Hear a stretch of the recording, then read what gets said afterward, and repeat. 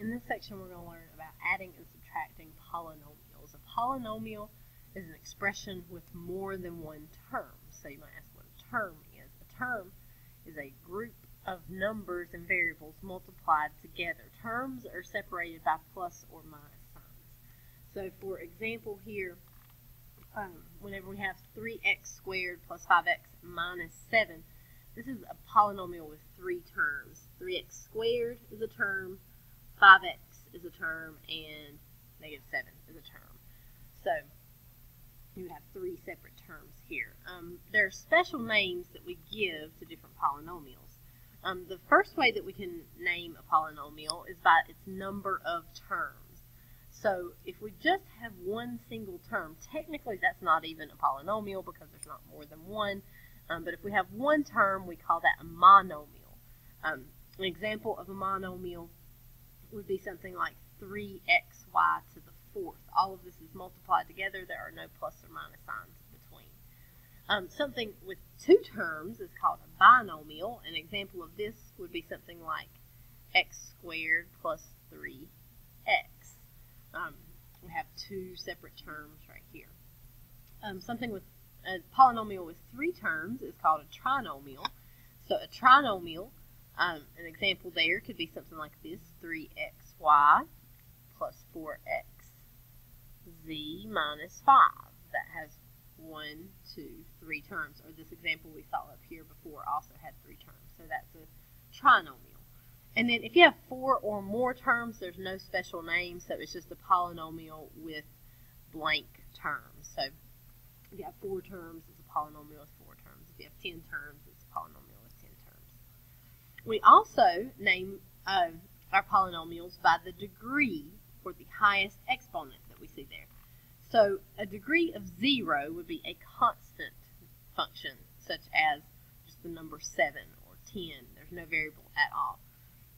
A degree of 1 would be something like 2x. Now we don't see it written here, but that x has an exponent of 1. We call that a linear function. If a polynomial has a degree of 2, that would be something like 4x squared plus 7x. Here we have two terms, but we're only really looking at this first term because it has the highest exponent. That highest exponent there is 2, which means that we're going to call this a quadratic. For a degree of 3, it would look something like this. Here, notice where in the 5x to the third, that's where we have our highest exponent. So this would have a degree of 3. We also call that cubic. For a degree of 4, we're going to call that quartic.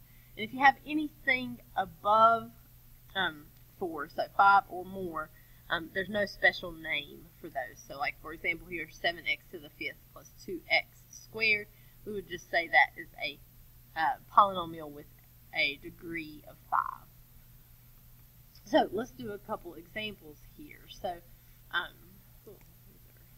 all filled in. Let me erase those real quick. I bet they are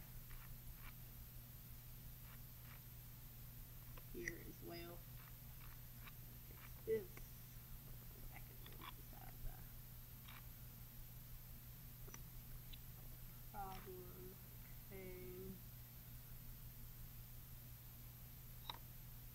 Okay, so if we're going to name each expression here according to its degree and number of terms, if I look at number 1, my highest exponent is 2, which means this is a quadratic, and I have 1, 2, 3 terms, which makes this a trinomial. So we will call this a quadratic trinomial. For number 2, that is a monomial because it's only a single term, and my degree is 3, which makes it cubic. So this is a cubic monomial. For number 3, I have 2 terms, which makes this a binomial. I look for my highest exponent, which is right here with this x to the fourth. So to the fourth power is quartic. So Q-A-R-T-I-C, quartic. Binomial. For number before, I just have a number. I have 1,000 here. So its degree here is 0, which means this is a constant, and it is a monomial. So we have a constant monomial.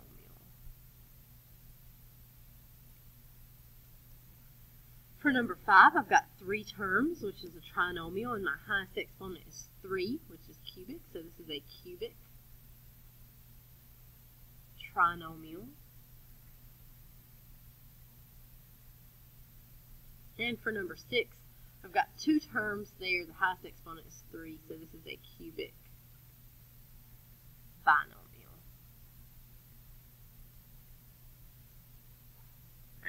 So we need to be able to name all of these different types of things that we see here. Now, let's get into some adding and subtracting polynomials. The important thing to remember when adding and subtracting polynomials is that you can only add or subtract like terms. Like terms have the same variable and exponents on those variables.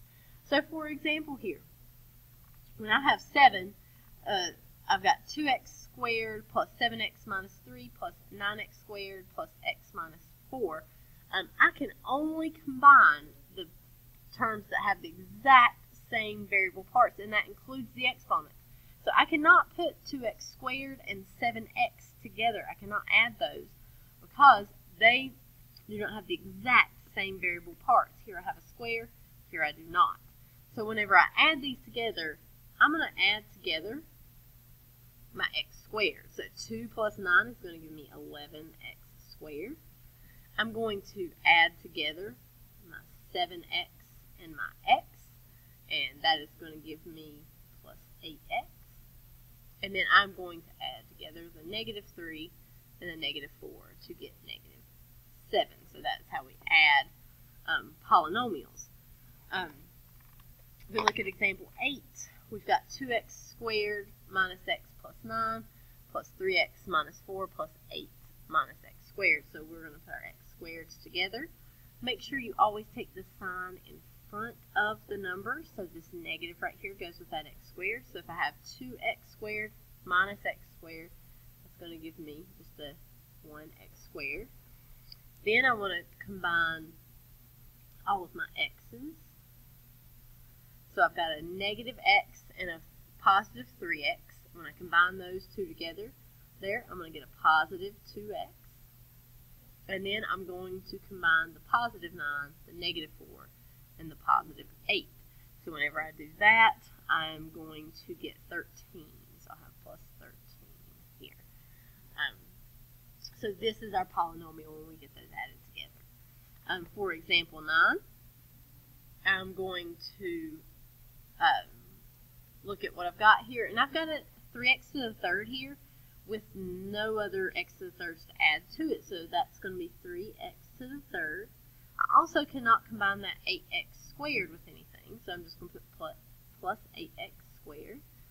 I do have a 4x and a negative 2x that I can combine, which will give me a positive 2x. And then I have a negative 3 that's all by itself as well. So there I could only really combine 2 things whenever I was adding those together. Notice that whenever I do this, I am writing the highest exponent first. This is typically what you're going to see on multiple choice tests or things where you're given those answers, where you're checking your answers. So typically we'll write our highest exponent first and then decrease from there. Number 10, we've got 3x to the third minus x squared. We have a negative x and a positive x. When we have a negative x and a positive x, that gives us 0x, which means these two are going to cancel each other out. We also have a positive 2 and a negative 2, and a positive 2 and a negative 2 equals 0, so those cancel each other out. So here we just end up with 3x to the third minus x squared. Subtracting is very similar, but we have to be very careful with one thing. If we have subtraction, that is like having a negative 1 right there in front of that parentheses, and we have to distribute that negative 1. So to solve number 11, we'll have 4x squared minus 7x plus 4, and then we'll have minus 2x plus 7 because we have to multiply that negative 1 times that negative 7 here. A lot of students forget to do that, and it gives them the wrong sign on that 7 there. So once you do that, then you're going to combine like terms. So here the 4x squared is by itself. We have a negative 7x and a negative 2x, which is going to give us a negative 9x. We also have a positive 4 and a positive 7, and that is going to give us a positive 11. So we end up with 4x squared minus 9x plus 11 for that one. For number 12, we'll have x squared minus 4x plus 5. We'll get minus 2x squared minus 3x plus 4. It changes, that negative right there changes the sign of everything inside of that parentheses. Then we can combine our like terms. So we've got a x squared and a negative 2x squared. That's going to give us a negative 1x squared. We have a negative 4x and a negative 3x. So we get minus 7x. And finally, a positive 5 and a positive 4. So we get a plus 9. So negative x squared minus 7x plus 9 is our answer for that one. For number 13, we're going to have to distribute the negative to that second parentheses and also to the third parentheses. So we will have 2x minus 5 minus 3x squared plus 4x minus 2 minus 2x minus 3x squared.